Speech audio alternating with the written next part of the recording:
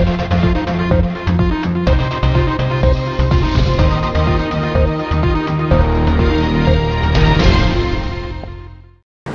वालेकुम नाज़रीन, मैं हूं यम्मे वाजिद। 7H न्यूज़ में आपका खैर मकदम है। कांग्रेस पार्टी ने टीआरएस हुकूमत पर शदीद तनकीद करते हुए आज चलो असम्बली रैली मुनक्किद की, जिसके बाद गोशा महल पुलिस ने इन कायदीन को गिरफ़्तार कर लिया। बाद अज़ां उनकी रिहाई अमल में आई। पेश है इस मामले पर 7H की ये रिपोर्ट। गोशा महल पुलिस ने आज कांग्रेस पार्टी कायदीन की रैली पर रोक लगाते हुए उन्हें गिरफ़्तार कर लिया।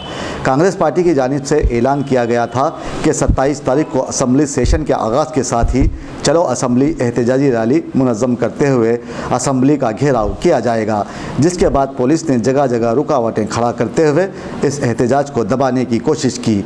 ताहम जब गिरफ़्तारी अमल में लाई गई तो कांग्रेसी कायदीन ने क़बायली ख़वातीन के साथ पुलिस स्टेशन के करीब खाना खाया और एहतजाज करते रहे। बाद अज़ां उनकी रिहाई अमल में आई। कांग्रेस पार्टी का जो धरना चलो असेंबली का कार्यक्रम लिया था, उसमें पीसीसी प्रेसिडेंट, सीनियर लीडर्स और एमएलएस के साथ में महिला कांग्रेस की तरफ से मेरेला शारदा और हमारा टीम पूरा हम इस प्रोग्राम में पार्टिसिपेट करें।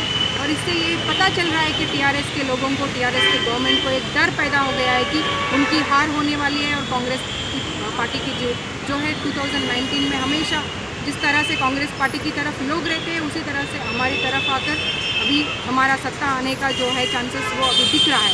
तो किसानों को, मजदूरों को, महिलाओं को, विद्यार्थी जो है, सबको मतलब वो लोग बातें तो बता रहे मगर बातों के ऊपर अमल नहीं कर रहे वो लोग। तो वो अमल जो नहीं कर रहे उसके ऊपर जो हमने धरना लिया था, उससे इनको डर लग के इन्होंने हमको घर पे ही अरेस्ट करके, घर में ही हाउस अरेस्ट करके रखा था। और गांधी भवन में जितने भी लोग आए, सीनियर लीडर सारे लोग, उनको भी अरेस्ट करके सब हर जगह पे अलग अलग जो पुलिस स्टेशन में वो लोग लेके जाके अरेस्ट करके रखे हैं।